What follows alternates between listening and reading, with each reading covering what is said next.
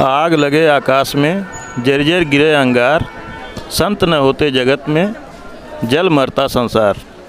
दोस्तों, आज हम पाप नाशनी माँ सरजू के तट पे हैं। वही माँ सरजू जो अयोध्या से होकर के आती हैं, जिसमें प्रभु श्री राम जी स्नान किया करते थे। दोस्तों, सरजू माता के तट पे एक ऐसे महात्मा रहते हैं जिनको लोग बाबा भूई लोटन दास कहते हैं। एक ऐसे सत्पुरुष त्यागी महात्मा जो यहाँ सरजू माता के तट पे जब आए दोस्तों, तो यहाँ पर एक झोपड़ी भी नहीं हुआ करती थी। महाराज जी के तपस्या, त्याग और अथक प्रयास से यहाँ आज बड़ी बड़ी इमारतें, बड़े बड़े मंदिर बनकर तैयार हुए हैं। दोस्तों, ऐसे महात्मा का दर्शन करना बहुत ही पुनीत काम है। आइए मिलवाते हैं महाराज जी से। महाराज जी प्रणाम। महाराज जी, आप यहाँ के बारे में कुछ बताइए। यहाँ पर के बारे में, यहाँ जो है, जो लोग आते हैं यहाँ अपने घर से स्नान करने के लिए, जो मन्नत मानते हैं उनकी मन्नतें पूरी होती हैं। और कथा, कराही, मुंडन, हर कीर्तन, रामायण सब कुछ यहाँ चलता रहता है। अखंड सीताराम नाम चल रहा है। और यहाँ पर जो श्रद्धालु आते हैं उनकी सभी मनोकामना पूर्ण होती है, उनका मंगलमय होता है। यहाँ पर रविवार के दिन मेला लगता है, जहाँ पर कि लाखों श्रद्धालु आकर के माँ सरजू जी में स्नान करते हैं और महाकाल मंदिर में दर्शन करते हैं, अपनी मनोरथ को पूर्ण करते हैं। महाराज जी, एक चीज़ आपसे पूछना चाहेंगे कि आपको बाबा भूईलोटन दास क्यों कहा जाता है? इसलिए कहा था कि हम शरीर से नापते हुए बाबा तामेश्वर नाथ और मार्कंडेय महादेव, विंध्याचल, मतलब 12 साल साष्टांग प्रणाम करते हुए चलते, इसलिए हमको भूईलोटन दास बाबा कहते हैं जी। दोस्तों, महाराज जी को बाबा भूईलोटन दास इसलिए कहा जाता है कि महाराज जी 12 साल तक यहाँ से तामेश्वर नाथ की दूरी, महाराज जी कितनी दूर होगी तामेश्वर नाथ? यहाँ पे 31 किलोमीटर। यहाँ से 31 किलोमीटर दूरी है। महाराज जी ज़मीन से लेटते हुए, नापते हुए, साष्टांग प्रणाम करते हुए महाराज जी 12 साल तक तामेश्वर नाथ धाम का दर्शन किए हैं। और यहाँ से वाराणसी, काशी, विंध्याचल, वहाँ भी 12 साल महाराज जी 12 साल भूमि पर लौटते हुए दर्शन किए हैं। दोस्तों, ऐसे महात्मा का बार बार प्रणाम है, कोट कोट प्रणाम है। महाराज जी, आप यहाँ जब आए तो यहाँ कुछ भी नहीं था? कुछ भी नहीं था, एक झोपड़ी भी नहीं थी। झोपड़ी बना करके यहाँ भजन किया करते थे जी। और समय जब होता था 13 को अपना चल देते थे, जहाँ हमारी इच्छा करती थी साष्टांग जाने के लिए वहाँ चलते थे, बाकी समय यहाँ पर रहते थे जी। हाँ। तो महाराज जी, आप कैसे, यहाँ बहुत काफ़ी निर्माण हो चुका है, बहुत सी इमारतें बन चुकी हैं, तमाम मंदिर बन चुके हैं, कैसे किया आपने? सब जनता का सहयोग है, भगवान की कृपा है, गुरु महाराज की कृपा है, और क्या। महाराज जी, यहाँ के बारे में, यहाँ का एड्रेस आप अपने मुँह से ही बताएं। हाँ, यहाँ का एड्रेस है ओम शांति मुक्ति धामाश्रम, महाकाल मंदिर, सरजू तट, बिड़हर घाट, छपरा पूर्वी, संत कबीर नगर। यहाँ पर जो मंदिर कुछ भी नहीं था। और रात में जो हम जो है कि बैठे थे गंगा जी के तट पर, वहाँ हमको यही दोहा याद आया, कोटि कल्प काशी बसे, मथुरा कल्प हजार, एक निमिष सरजू बसे, तुलन तुलसीदास।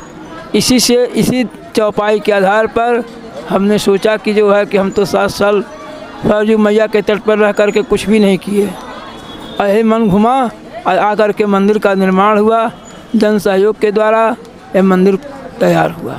जी महाराज जी, जो चौपाई बोले हैं उसका अर्थ भी बता दीजिए। चौपाई का अर्थ है कोटि कल्प का, करोड़ों कल्प तक काशी में वास करिए जी, 1000 वर्ष मथुरा में वास करिए जी। लेकिन माँ सरजू जी के तट पर एक निमिष कहते हैं, महीना को निमित्त कहते हैं, पलक गिरा पलक उठा जी। तो अगर एक निमिष यहाँ सरजू मैया के तट पर वास करते हैं तो यहाँ की तुलना गोस्वामी तुलसीदास जी नहीं कर सकते हैं। पहले धर्मशाला का निर्माण हुआ, इसके बाद महाकाल का निर्माण हुआ, इसके बाद जो है कि नौ दुर्गा का निर्माण हुआ, गणेश पार्वती हनुमान जी का निर्माण हुआ, उसके बाद शंकर जी का मूर्ति का निर्माण हुआ, हनुमान जी की मूर्ति का निर्माण कार्य चल रहा है। राम जानकी मंदिर का भी निर्माण हुआ भक्तों के द्वारा।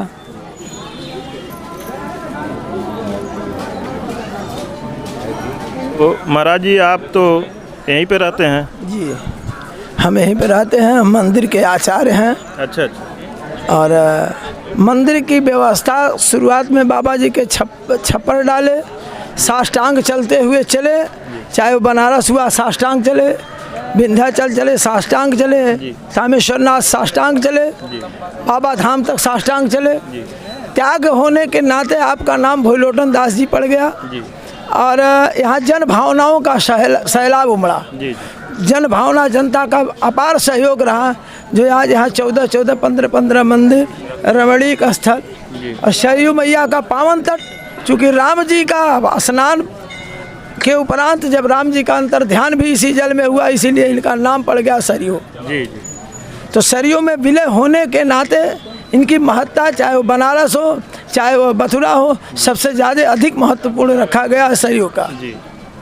एक निमिष सरयू बस है, तुलन तुलसीदास। एक निमिष 24 घंटे का 1/4, 6 चौका 24, 6 घंटे अगर बैठ करके तपस्या कर लिया जाए तो 10,000 बरस जो है कि तपस्या करने, या 1,000 वर्ष जाके मथुरा में तपस्या करने का फल जो मिलेगा वो 4 से 6 घंटे के अंदर सरयू तट पर मिलेगा। ये यहाँ की व्यवस्था है और ये यहाँ की महत्ता है। यही मन में महाराज जी के आ गया और महाराज जी यहाँ बैठ करके तपस्या प्रारंभ की है। तपस्या का प्रतिफल है और जनता का सहयोग है कि थोड़ा थोड़ा सहयोग करते हुए आज ये द्वितीय अयोध्या के रूप में परिवर्तित हो रहा है। चाहे वो महाकाल 51 फुट महाकाल की प्रतिमा हुआ, चाहे 75 फुट हनुमान जी की प्रतिमा बन रही है, महाकाल की प्रतिमा है, गणेश जी का मंदिर, राम दरबार का मंदिर, दिन प्रतिदिन मंदिर का निर्माण कार्य चल रहा है। यह जनता के सहयोग का, और जो लोग जो मन्नत लेकर के आते हैं वह परिपूर्ण होता है। इसलिए लोगों का झुकाव, लोगों का मनोबल जो है, विश्वास अधिक बढ़ता जा रहा है और प्रतिदिन यहाँ भीड़ चलता है। अब इस महीने में तो मान के चलिए कि प्रतिदिन कथा कराई, हजारों की संख्या में कथा कराई चलते हैं। संख्या तो आप देख ही रहे, मेला में घूम करके देख लीजिए।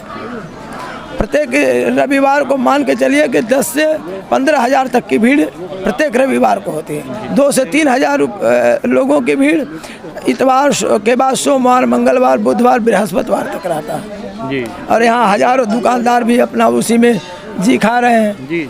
एक साधना के वजह से इतने लोगों को रोजगार और भगवान का दर्शन, पूजा सबका प्राप्त हो रहा है। ये महाराज जी की महती कृपा है जी जी, महाराज जी की कृपा है। ठीक है महाराज जी, धन्यवाद। जय श्री।